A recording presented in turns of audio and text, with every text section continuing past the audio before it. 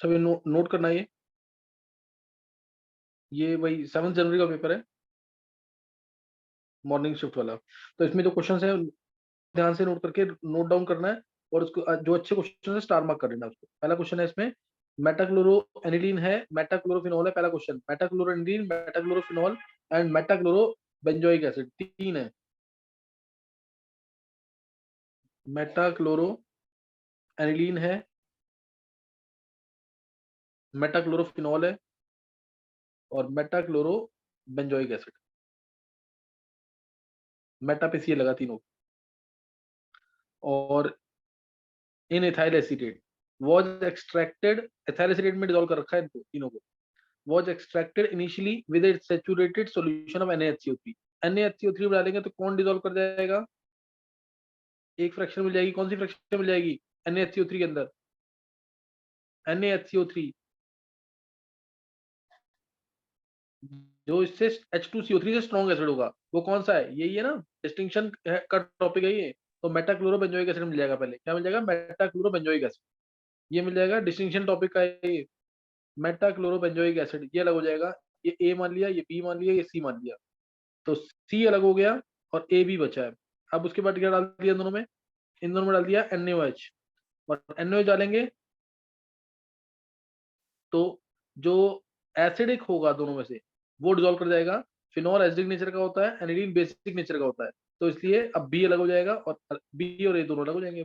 तो पहले मिलेगा सी, फिर मिलेगा बी, और लीस्ट मिलेगा मेटाक्लोरो एनिलीन। तो इसका आंसर आ जाएगा इसका थर्ड ऑप्शन। नेक्स्ट क्वेश्चन है, सेकंड क्वेश्चन। सेकंड क्वेश्चन है, one methyl ethene, one methyl ethylene oxide, ethylene oxide, ये वन मिथाइल इथाइलिन ऑक्साइड, कैसे भी मान लो उसको। वन मिथाइल इथाइलिन ऑक्साइड ये ले लिया मैंने। इसमें हमने डाला है ये इपॉक्सी कंपाउंड है, 1,2 इपॉक्सी प्रोपेन भी कह सकते हैं इसको। इसको ट्रीट किया एक्सेस ऑफ HBr से। एक्सेस ऑफ HBr से ट्रीट करेंगे तो इलेक्ट्रॉन जाएंगे, क्योंकि एसिडिक है, एसिड है ये, तो इलेक्ट्रॉन्स इस साइड जाएंगे, ऊपर आ जाएगा OH, CH3 तो है ही, ऊपर आ जाएगा OH, ये आ गया CH2, नहीं ये गलत आ गया, यहाँ पे Br आएगा ना, यहाँ Br आ जाएगा, यहाँ पे आ जाएगा OH, ये OH आ जाएगा। और उसके बाद एक्सेस में HBr, तो इसलिए HBr दोबारा डालेंगे तो OH हटके क्या आ जाएगा? Br आ जाएगा। CH2Br, CHBr, CH3, ये आ जाएगा। 1,2 dibromo propane, 1,2 dibromo propane answer आ जाएगा। तो आंसर फोर्थ आ जाएगा। थर्ड, थर्ड चेक करेंगे। Among the following statements that which was not proposed by Dalton, Dalton ने कौन सा प्रपोज नहीं किया था? देखो इस टाइप के क्वेश्चंस भी आ जाते हैं, यहाँ ध्यान देना। एटॉमिक स्ट्रक्चर बहुत बेसिक है, ये जो हम 9th क्लास में पढ़ते हैं। डाल्टन ने एटम्स की डिटेल दी थी, उसका डिटेल है। अब तुम अगर चारों ऑप्शंस रीड करोगे ना, अगर तुम, क्योंकि ये हर कोई डिटेल में पढ़ता नहीं है, चारों ऑप्शंस को जब तुम रीड करोगे ना, तो चारों ऑप्शन में से पहली, दूसरी और चौथी के अंदर ही एटम के बारे में बोला गया है। तीसरी स्टेटमेंट तो एटम के बारे में है ही नहीं। पहली स्टेटमेंट रीड करो, all the atoms of A given element have identical properties including identical mass, atoms of different elements differ in mass, ये है। इसका मतलब ये ट्रू है property. Chemical reaction involve reorganisation of atoms, बिल्कुल सही है ये। These are neither created not destroyed in a chemical reaction, सही है, एटम्स के बारे में बात कर रहा है। अब तीसरी स्टेटमेंट देखो, ये गेल-लुसाक्स लॉ है। व्हेन गैसेस कंबाइन और reproduce in a chemical reaction they do so in simple ratio by volume provided all gases are at the same TNT। तो ये तो अलग हो गया बिल्कुल। और लास्ट स्टेटमेंट तो है ही, matter consist of individual atoms, indivisible atoms. तो इसलिए आंसर इसका 3 आ जाएगा। तुम चारों स्टेटमेंट रीड कर लो, तीसरी ऑप्शन ही ऐसा है जिसमें एटम्स के बारे में कोई बात नहीं की, एटम्स के बारे में बात नहीं की। तो इसलिए आंसर थर्ड आ जाएगा इसका। Fourth question, fourth question, what is the product of following reaction? But 3 yne 1 अल, मैं डायरेक्ट बता रहा हूँ, ये बहुत इजी है। ब्यूट 3 आइन 1 अल, ये चीज है। ब्यूट 3 सॉरी हेक्स 3 आइन 1 अल, हेक्स 3 आइन 1 अल। अब इसमें डाला मैंने पहले NaBH4, NaBH4 CHO को बना देगा CH2OH। NaBH4 जो है वो CHO को बना देगा CH2OH। उसके बाद डाला PbR3, PbR3 डालेंगे तो CH2OH ही टच होगा सिर्फ, और बन जाएगा CH2Br PbR3 से। उसके बाद डाला इसके अंदर, उसके बाद डाला इसके अंदर मैग्नीशियम ईथर, मैग्नीशियम ईथर डालेंगे तो CH2Br का CH2MgBr बन जाएगा, CH2MgBr बन जाएगा। और फिर डाला इसके बाद CO2 और H3O plus, CO2 H3O plus डालेंगे तो MgBr किस में कन्वर्ट हो जाएगा, CH2COOH, CH2COOH में कन्वर्ट हो जाएगा। तो इसलिए आंसर आ गया यहाँ पे 1 2 3 4 5, और ये CHO गया सीधा CH2COOH पे, CHO तो ट्रिपल बॉन्ड तो एज इट इज रहेगा ना, तो triple bond as it is जो अगर तुम देखोगे तो सिर्फ थर्ड ऑप्शन में, तो आंसर 3 आ जाएगा इसका, सही ना, आंसर 3 आ जाएगा। Next question, fifth question, fifth question, fifth question क्या है, the increasing order of pKb for the following compounds will be, pKb की वैल्यू इंक्रीजिंग ऑर्डर में है, यानी लीस्ट बेसिक सबसे पहले आना चाहिए, लीस्ट बेसिक सबसे पहले आना चाहिए। अब इधर जो पहला ऑप्शन है, पहला ऑप्शन वनएडिन की फॉर्म है NH2 CH double bond NH, देखने में लगेगा कि नाइट्रोजन sp2 हाइब्रिडाइज्ड है, लीस्ट बेसिक होना चाहिए, लेकिन ये मोस्ट बेसिक वाली कैटेगरीज होती हैं। जैसे इसमें H प्लस ना, मैं अगर तुमसे पूछूं इसी क्वेश्चन के अंदर nitrogen 1 nitrogen 2 which is more basic, क्या आंसर दोगे, nitrogen 1 nitrogen 2 which is more basic, कौन सा अच्छा बेस होगा, सर 2। हाँ 2 ध्यान रखना, sp2 कार्बन है, sp2 नाइट्रोजन है, वो ज्यादा अच्छा बेस है, ध्यान रखना इस चीज का। H प्लस डाला, ये वाला एंड अपने नोट पर देगा, और उसके बाद रेजोनेंस होगी, और वो रेजोनेंस ज्यादा अच्छी होगी देन दिस कंपाउंड, इस कंपाउंड में जो रेजोनेंस होनी है उसमें प्लस माइनस आएगा, लेकिन H प्लस एक्सेप्ट करने के बाद जो रेजोनेंस होगी उसमें कोई प्लस माइनस नहीं आएगा, तो ये आ गया प्लस, अब ये इलेक्ट्रॉन इधर, ये इलेक्ट्रॉन इधर, और बिल्कुल सिमेट्रिकल स्ट्रक्चर बनेंगे दोनों, NH2 plus double bond CH NH2, ये आ गया ना, दोनों सिमेट्रिकल, बिल्कुल सिमेट्रिकल स्ट्रक्चर है, इसलिए गुआनिडीन की फॉर्म आ गई कभी भी तो वो मोस्ट बेसिक होता है, तो इसलिए जो ये वाली ऑप्शन दी है ये बेसिक फॉर्म में आएगा, और जो दूसरा आंसर दे रखा है वो और ज्यादा बेसिक है, देखो ये जो दे रखा है, क्योंकि इसमें कुछ प्लस आई इफेक्ट भी तुम्हें देखेगा, NH ये दे रखा है, उसका इसको ज्वाइन कर, ये आ गया ये चीज, ये इस फॉर्म में कुछ दे रखा है, तो इसलिए इस केस में भी ये वाला नाइट्रोजन मोस्ट बेसिक होगा, और इसके पास तो प्लस आई इफेक्ट भी है, और इसका रेजोनेंस होगा और इसका भी रेजोनेंस होगा, इसलिए ये मोस्ट बेसिक होगा, ये मोस्ट बेसिक होगा, ध्यान रखना चीज का, है ना, ये मोस्ट बेसिक होगा। और जो सी है वो CH3NH है, CH3NH ये लीस्ट बेसिक है, जबकि इसके बाद दो प्लस आई फैक्टर है, लेकिन इस कंपाउंड में और इस कंपाउंड में N जब H प्लस एक्सेप्ट करेगा तो रेजोनेंस होगी, इसलिए इसका पीकेबी होगा सबसे ज्यादा क्योंकि लीस्ट बेसिक है, फिर इसका पीकेबी ज्यादा होगा, लीस्ट पीकेबी होगा इसका क्योंकि ये मोस्ट बेसिक। ये एक अच्छा क्वेश्चन था मेंस का, एडवांस में भी आया हूं इस टाइप के क्वेश्चन।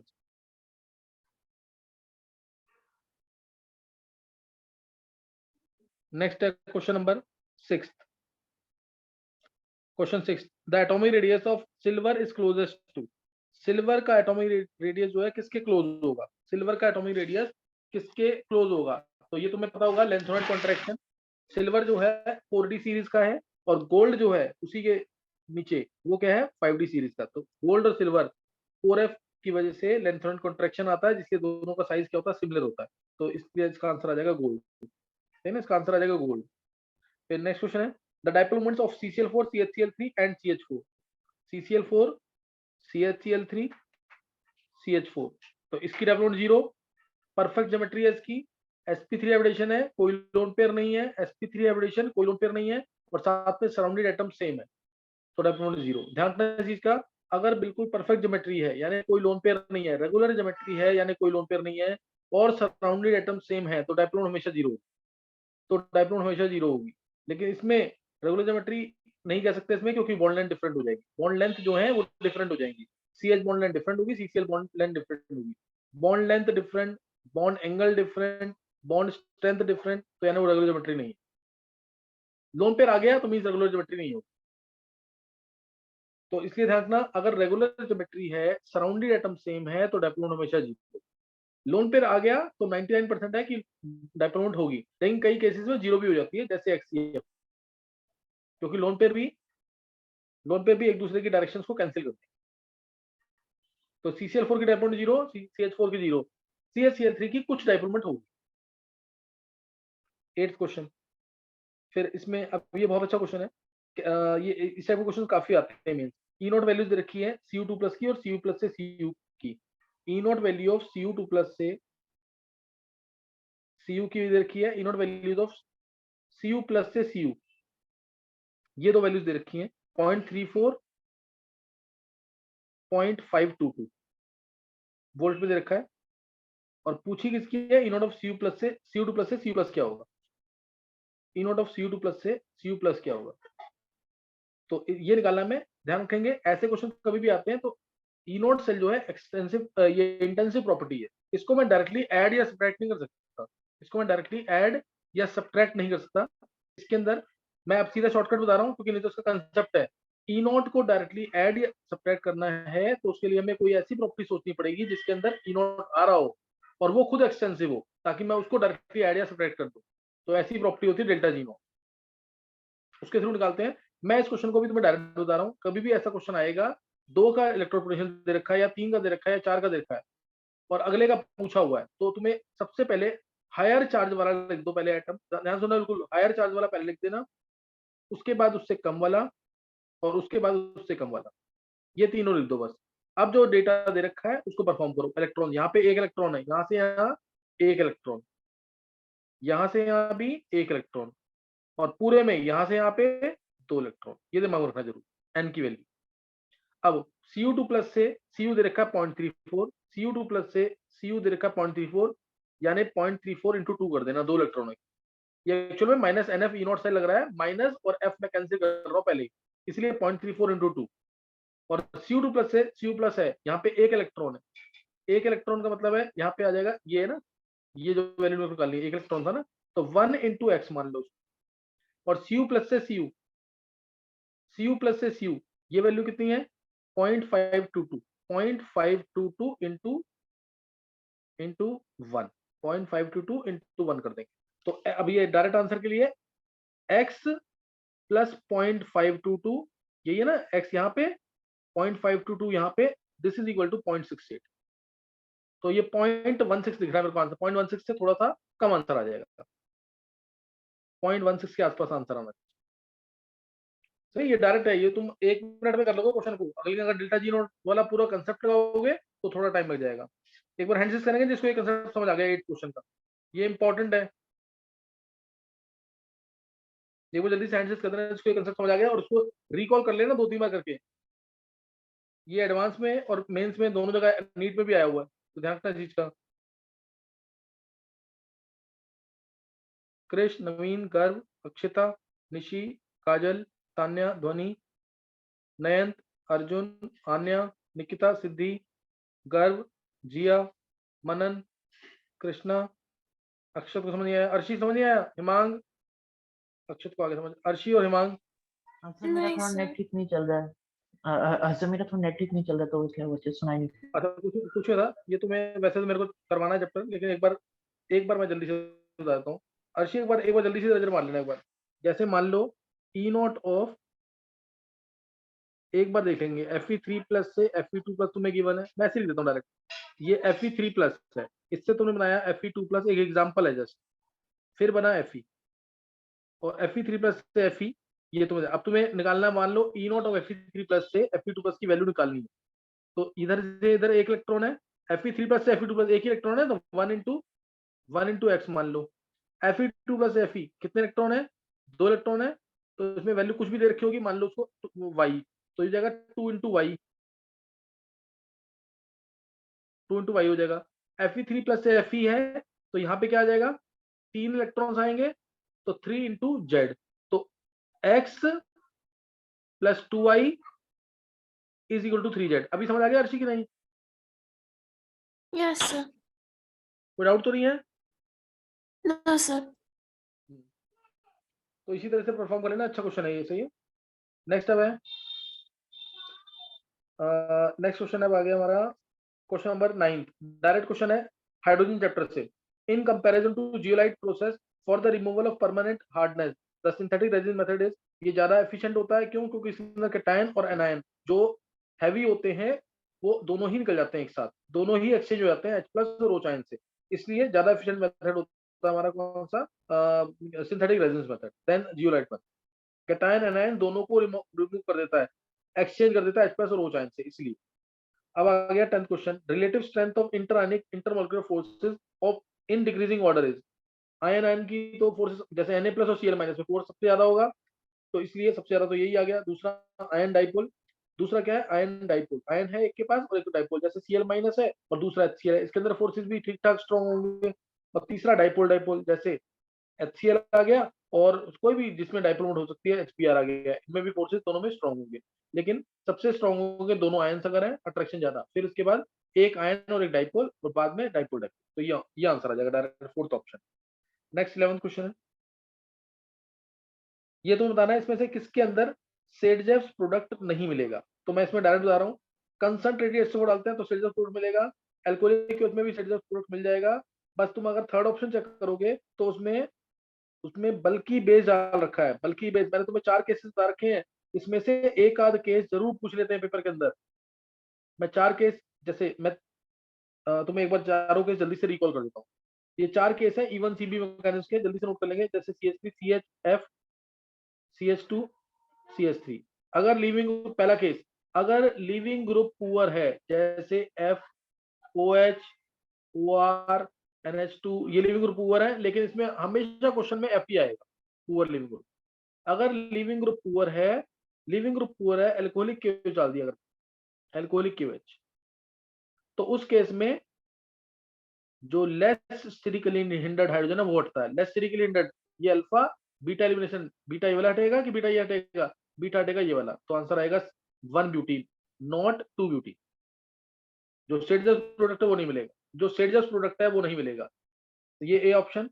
दूसरा जो है, सेकंड सेकंड जो इसका है कि अगर बेस बल्की हो जाए, अभी तो लिविंग ग्रुप पुअर था, अगर बेस बल्की हो जाए, जैसे CH3 CHCl CH2 CH3, base बल्की में यही आएगा, पोटेशियम टर्शियरी बुटॉक्साइड, जैसे CH3 CO- K+ whole thrice, potassium, ये बल्की बेस है बहुत, पोटेशियम टर्शियरी बुटॉक्साइड, इस केस में भी बल्की बेस है, इसलिए लेस स्टेरिकली हिंडर्ड हाइड्रोजन हटाएगा, और आंसर इसका भी ब्यूट 1 आ जाएगा, आंसर इसका भी क्या आ जाएगा, ब्यूट 1। और अगर ये दूसरा केस है, अगर बेस बल्की है, बेस बल्की में या तो ये लेंगे या CH3 होल थ्राइस है, या CH3 होल थ्राइस है, ये दो बेस बल्की आ गए तो इस केस में आंसर ही आएगा। तीसरा केस, थर्ड केस जो है, third case, base leaving group poor, leaving group poor, leaving group bulky अगर आ जाए, जैसे ये आ गया leaving group poor N+ CH3 whole thrice, ये लिविंग ग्रुप पुअर है, बल्की है, सॉरी लिविंग ग्रुप बल्की है, इसमें अगर मैंने डाल दिया Ag+ के साथ हीट कर दिया इसको, तो इस केस में भी AgNO3 या Ag+ के साथ हीट कर दिया तो ये हटेगा और H यहां से हटेगा, और आंसर आ जाएगा ब्यूट 1, ब्यूट 1 इस केस में भी। Leaving group poor, leaving group bulky, base bulky, और एक और जो अभी पूछा नहीं है आज तक, बहुत कम पूछा हुआ है, ये बहुत कम चांसेस है पूछने के, अगर gamma carbon atom quaternary, gamma carbon atom अगर क्वाटरनरी है, Cl CH3, alpha beta gamma, गलती लिया मैंने, गामा का इसमें नहीं लिया, एक CH2 कम कर देंगे इसमें, एक CH2 कम कर देंगे, CHCl CH3, इसमें gamma alpha beta gamma carbon atom को क्वाटरनरी है, तो भी HCl यहाँ से H यहाँ से हटेगा। ये 4 केसेस ध्यान रख लेना, इन 4 से बाहर नहीं आएगा क्वेश्चन, पहले 3 सबसे इंपॉर्टेंट है, और सबसे ज्यादा इंपॉर्टेंट अगर कहेंगे तो थर्ड वाला, इसमें लिविंग ग्रुप जो है बल्कि, तो इसमें जो ऑप्शन दे रखा है 11th में, थर्ड ऑप्शन चेक करोगे, थर्ड ऑप्शन में आंसर ब्यूट 1 मिलेगा, हॉफमैन प्रोडक्ट मिलेगा, नॉट सेडजस प्रोडक्ट। फिर अगला क्वेश्चन बहुत इजी है, purest form of commercial carbon iron is, purest iron कौन सा होता है, रॉट आयरन, रॉट आयरन जिसमें 0.1% या 0.2% कार्बन होता है, सही ना। तो और सबसे इम्प्योर फॉर्म होता है पिग आयरन, जिसमें 4% तक कार्बन होता है, ये एक्सट्रैक्शन चैप्टर का क्वेश्चन है, जिसमें 4% तक कार्बन होता है, सही ना। और फिर कास्ट आयरन होता है, इसमें 3% के आसपास कार्बन। कोई डाउट तो नहीं आता किसी को?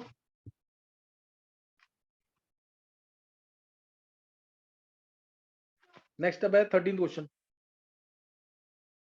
13 क्वेश्चन देखो, vapour pressure of CS2 P0 CS2 दे रखा है 512 mm, एसीटोन का दे रखा है P0 एसीटोन का दे रखा है 344 mm, 344 mm और 512 mm. A solution of CS2 in acetone has a total vapor pressure of 600. Total vapour pressure कितना आ रहा है 600 mm का, सही है। क्या देखा, vapour pressure of CS2 is इतना and that of acetone is इतना, और solution of CS2 in acetone has a total vapour pressure of 600 mm, 600 mm total आ रहा है। तो अब इसमें बताना है फॉल्स स्टेटमेंट कौन सी होगी, फॉल्स स्टेटमेंट कौन सी होगी। तो फॉल्स स्टेटमेंट कौन सी आएगी इसमें, सॉल्यूशन चैप्टर का क्वेश्चन है, सॉल्यूशन चैप्टर का क्वेश्चन है इसमें।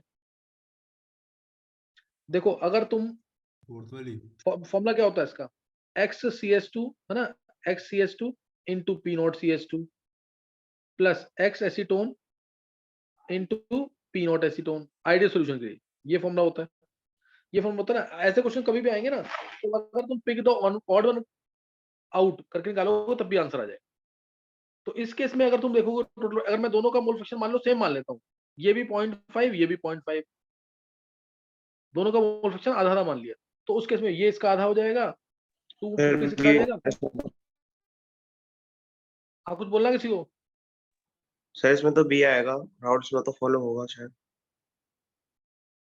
Rawls law is not obeyed by this system, तो ये तो अभी तुम्हें बताना फॉल्स स्टेटमेंट, तो नॉट ओबेड ही आएगा इसके अंदर, नॉट ओबेड ही आएगा इसमें, किसी भी तरीके से ये नहीं आता 600।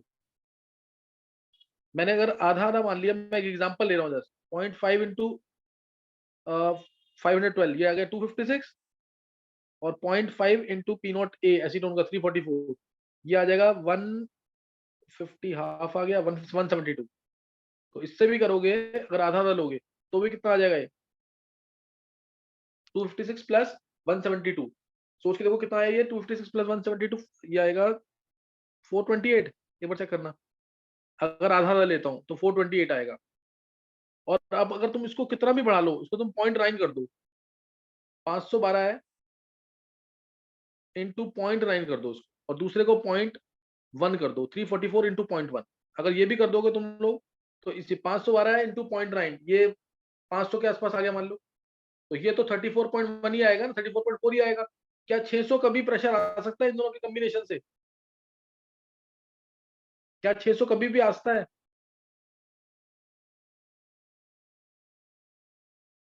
तो यहाँ पे आ गया कि नेट वेपर प्रेशर जो आ रहा है 600, ये ज्यादा आ रहा है इन दोनों के टोटल प्रेशर से, इन दोनों के टोटल प्रेशर से वेपर प्रेशर ज्यादा आ रहा है 600। इसका मतलब ये कौन सी डेविएशन हो गई, पॉजिटिव डेविएशन हो गई कि नहीं?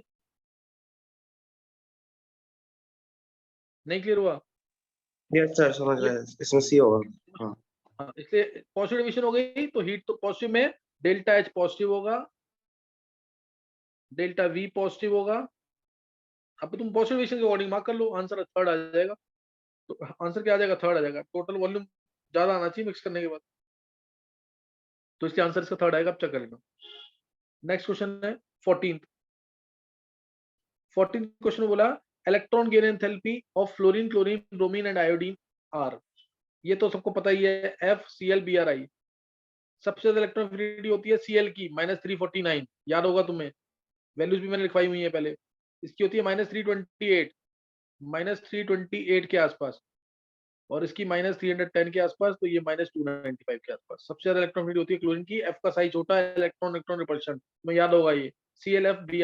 इसमें जो वैल्यूज देखी है थोड़ी सी डिफरेंट है, लेकिन हाँ इसके आसपास ही मैच कर रही है, तो ये आंसर इसके अकॉर्डिंग आ जाएगा। 15th question, number of orbitals associated with quantum numbers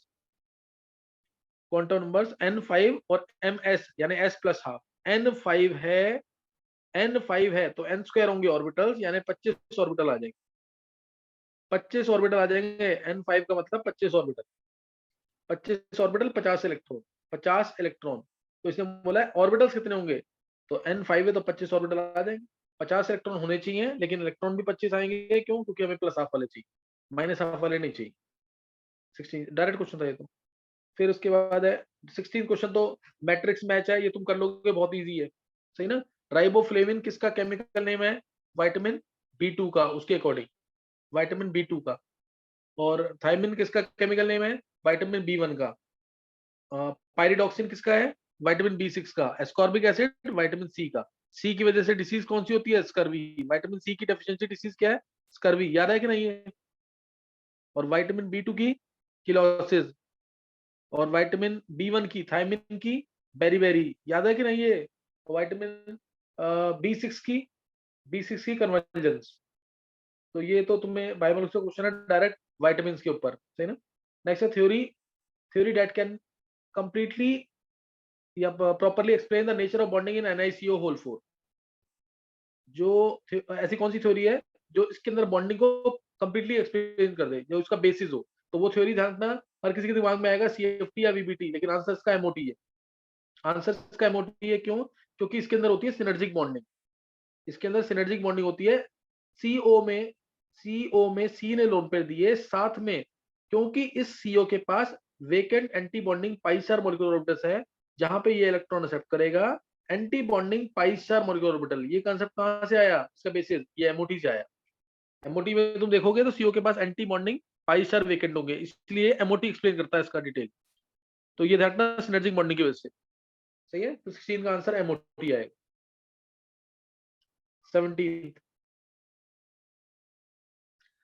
17 नहीं 18 क्वेश्चन है। 18 फिर ये प्रिपरेशन मैंने करा रखी है तुम्हें क्वालिटेटिव के अंदर। मिथाइलिन ब्लू की प्रिपरेशन करा रखी है मैंने, तो उसको तुम देख लेना एक बार। मिथाइल ऑरेंज की, सॉरी, मिथाइल ऑरेंज जो एसिड बेस्ड टाइट्रेशन में यूज होता है, इंडिकेट करता है कि कब एंड पॉइंट रीच हुआ है, तो इससे चक्कर लेना। मिथाइल ऑरेंज की प्रिपरेशन है। मिथाइलिन ब्लू की प्रिपरेशन तो S2- के टेस्ट में बताइए क्वालिटेटिव के। तो एसिड बेस्ड टाइट्रेशन के अंदर देखना क्वेश्चन 18 क्वेश्चन। 19 IUPAC नेम है direct PTNS3 whole twice Cl CH3NH2 CH3NH2। तो उसका direct IUPAC name diammine chloro methylamine platinum second chloride. ये चेक कर लेना, डायरेक्ट क्वेश्चन है। 20th question, oxidation state of potassium in K2O K2O2 and KO2। तीनों में oxidation state potassium की तो सेम है ना, +1 यहाँ पे भी +1, यहाँ पे भी +1, तीनों में इसकी सेम है, सही ना? तीनों में इसकी सेम है स्टेट पोटेशियम की, तो उसमें सोचना नहीं कुछ भी। 21 for the reaction A gives 2B, A liquid gives 2B,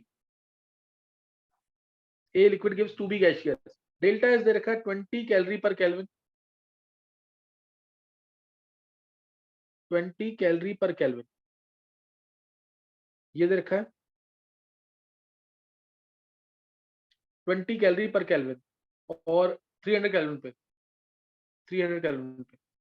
delta G पूछा हुआ है। तो डेल्टा जी का फॉर्मूला होता है delta H minus T delta S. Delta G का फॉर्मूला है delta H minus T delta S, ये इसका फॉर्मूला है। अब हमें सिर्फ डेल्टा H चाहिए। यहाँ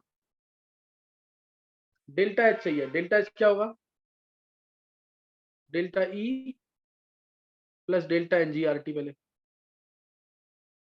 सही है? Delta E plus delta NGRT। Delta E तुम्हें दे रखा है, डेल्टा E दे रखा है। अच्छा, डेल्टा E मैंने लिखा नहीं है, डेल्टा U बोल रखा है भाई, डेल्टा E है। डेल्टा E है 2.1 किलो कैलोरी में। तो डेल्टा E हमें पता है, डेल्टा Ng की वैल्यू 2 होगी, क्योंकि दो गैस प्रोडक्ट में है, लिक्विड और ये लिक्विड है, तो डेल्टा Ng की वैल्यू 2 है। तो डेल्टा E की वैल्यू पुट कर देंगे, डेल्टा Ng की वैल्यू पुट कर देंगे, R हमें कैलोरी में पुट करना है जो 2 होगा, और टेम्परेचर देखा 300, ये 2.1 किलो कैलोरी है, इंटू 10⁻³ कर देंगे, कैलोरी में आ जाएगा। डेल्टा Ng की वैल्यू 2 है, R की वैल्यू 2 है, टेम्परेचर 300 है, किलो कैलोरी में निकालना है तो उसको बाय 1000 कर सकते हैं। तो डेल्टा H आ गया यहाँ से, फिर डेल्टा G यहाँ पर पुट कर देंगे, डेल्टा H दे रखा है, टेम्परेचर दे रखा है, उससे डेल्टा G निकल जाएगा। कर लेंगे क्वेश्चन ये। नेक्स्ट क्वेश्चन है क्वेश्चन नंबर 22, काइनेटिक्स चैप्टर का क्वेश्चन है। क्वेश्चन नंबर 22 काइनेटिक्स चैप्टर का क्वेश्चन है। कह रहा है during nuclear explosion one of the products is strontium 90 with half life of 6.93 years. Half life देखिए 6.93 years strontium 90। If 1 microgram of strontium 90 was absorbed in the bones of a newly born baby in place of calcium, calcium की जगह strontium आ गया है, how much time in years is required to reduce its activity by 90%? यानी बचे कितना 10%। तो formula लगा देंगे इसमें, कितना टाइम लगेगा उसके लिए? पहले टी हाफ से के निकाल लेंगे, टी हाफ से पहले के निकाल लेंगे 0.693 बाय टी हाफ है 6.93 ईयर्स, तो पॉइंट ये तो डायरेक्ट ही आ गया कितना 0.1 ईयर इनवर्स, ये के आ गया। उसके बाद टी 2.303 बाय के यानी 0.1 log of products by reactant, log of products by reactant, product 100 है स्टार्टिंग में, तो बचा कितना 10% एक्टिविटी बची यानी 100/10, तो ये तो सीधा log 10 1 होता है, तो आंसर सीधा आ गया 23.03 ईयर्स, 23.03 डायरेक्ट क्वेश्चन था ये, इजी क्वेश्चन था काफी। 23rd question, number of chiral carbons in chloramphenicol. हाँ ये थोड़ा सा स्ट्रक्चर तुम्हें पढ़ना पड़ेगा क्लोरोएम्फेनिकोल का। क्लोरोएम्फेनिकोल कुछ इस टाइप का स्ट्रक्चर है, एग्जैक्ट तुम बुक से देखना, मैं हिंट दे रहा हूँ तुम्हें। NO2 लगा होता है इसके अंदर, फिर ये OH लगे होते हैं, ये दो काइल सेंटर आते हैं, एक OH और एक ये CH2OH, ये इस टाइप से दो काइल सेंटर आते हैं, फिर NH seal bond O CH Cl2, ये है। तो इसमें दो काइल सेंटर है, एक ये वाला काइल सेंटर, एक ये वाला काइल सेंटर, तो दो काइल सेंटर आएंगे क्लोरोएम्फेनिकोल में, फिर क्लोरोएम्फेनिकोल में दो काइल कार्बन आ जाएंगे। नेक्स्ट क्वेश्चन है 24 तो 24 देख लेंगे। 24th क्वेश्चन, 24th क्वेश्चन है ये आयनिक इक्विलिब्रियम का क्वेश्चन है। Two solutions A and B each of 100 liter was made by dissolving 4 gram NaOH and 9.8 gram H2SO4। चार पहले तो मोलरिटी निकाल लेंगे NaOH की, 4 ग्राम NaOH 100 लीटर के अंदर है, 4/40 अपॉन में 100 कितना आ गया 10⁻³ मोलर NaOH, और ऐसी मोलरिटी निकाल लेंगे H2SO4 की 4 अपॉन नहीं 9.8 9.8 डिवाइडेड बाय 98 अपॉन में 100, ये भी 10⁻³ मोलर आ गया H2SO4, दोनों 10⁻³ मोलर आ गए। उसके बाद बोला है कि अगर हमने मिक्स किया 40 लीटर सॉल्यूशन ए और 10 लीटर सॉल्यूशन बी, 40 लीटर ये है 10 लीटर ये है, तो पीएच क्या होगा? 40 लीटर है और 10 लीटर है, तो पीएच क्या होगा? तो पीएच कितना आ जाएगा? ये पीएच निकालने के लिए पहले देखेंगे कौन सा ज्यादा आएगा, 40 × 10⁻³ ज्यादा होगा कि ये 10 × 10⁻³ × 2 ज्यादा होगा?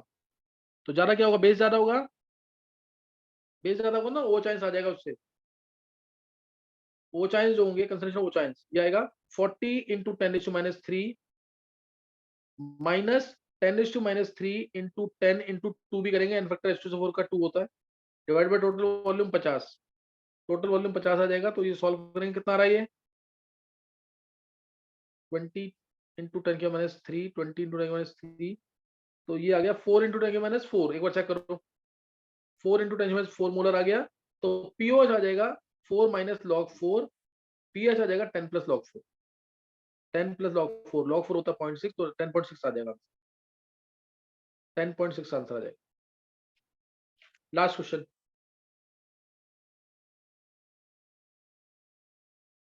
ट्वेंटी फिफ्थ क्वेश्चन, ये पेपर जरूर प्रैक्टिस करना दोबारा। Chlorine reacts with hot and concentrated NaOH, chlorine react करेगा हॉट कंसंट्रेटेड NaOH के, अभी थोड़े दिन पहले ही क्वेश्चन आया था, ये क्या बन जाएगा हॉट कंसंट्रेटेड NaOH के साथ? याद है किसी को? दो कंपाउंड्स सर NaCl, NaCl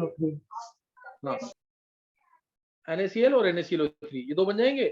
फिर compound X gives white precipitate with silver nitrate solution, X जो है यही होगा क्योंकि AgNO3 के साथ यही व्हाइट पीपीटी देगा, AgCl का व्हाइट पीपीटी देगा, सही ना, सिल्वर नाइट्रेट के साथ। फिर average bond order between Cl and O in Y is, Y के अंदर एवरेज बॉन्ड ऑर्डर क्या होगा Cl और O के बीच में? तो ClO3 नेगेटिव, तो ये होता है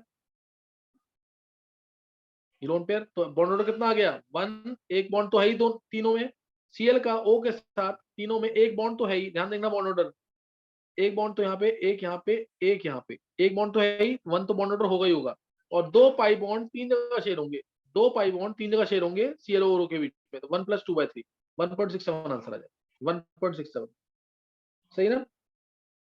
किसी को कुछ पूछना तो नहीं है? समझ आ गया किसी को कि नहीं पेपर? हिमांक कितने क्वेश्चन समझ आए हैं? सर स्टार्टिंग में मतलब थोड़ा नेट का था, उसके बाद क्या तो मैं वो मतलब वीडियो दोबारा देखूंगा। हाँ तो ये पेपर जरूर रख लेना तुम संभाल के ना, पेपर क्वेश्चन करते रहोगे ऐसे तो प्रैक्टिस में रहोगे, फिर आगे मार्क्स अच्छे आएंगे। गर्भ सिंगल को समझ आया कि नहीं? Yes sir. चल करो, थोड़ा सा ट्राई करियो। कोई डाउट किसी को पूछना हो उसमें, पेपर जरूर सॉल्व करो, इसी टाइप का पेपर आएगा मेंस में। सर इसकी रिकॉर्डिंग हो जाएगी? मैं अभी ये मेरे को भेज देना एक बार, चलिए गर्व और ये क्रिश, यस सर। चलो ट्राई करना है इसको, फिर परसों मैं फिर दोबारा एक पेपर सॉल्व कराऊंगा। और अपना परसों का सॉलिड स्टेट और स्टेट्स ऑफ मैटर जरूर टेस्ट प्रिपेयर कर लेना, इंपॉर्टेंट टेस्ट है।